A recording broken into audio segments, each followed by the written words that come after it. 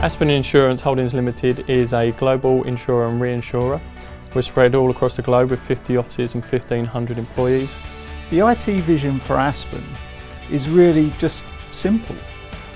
We're not a technology company, and so our users expect a very easy to engage with, simple process. Prior to engaging with Cisilion, Aspen already had a mature unified communications estate. However, it was made up of different technology vendors.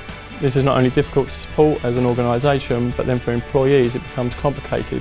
We needed the technology and capabilities such that we could make people feel as part of a team wherever they are in the world. We had some aging technology and it caused issues for us. We had so many different solutions across the platform that it really didn't work together very smoothly. So Aspen and Cisilion have worked on a number of solutions. Firstly, we started by upgrading our existing unified communications infrastructure.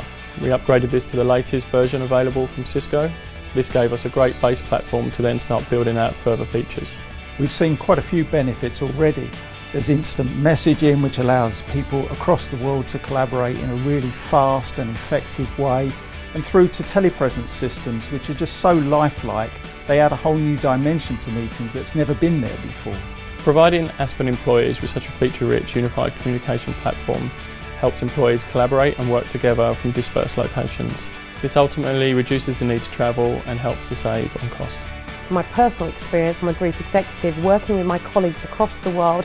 The quality of our meetings and the discussion and debate that can be had using this technology is far superior to any other technology that we've had.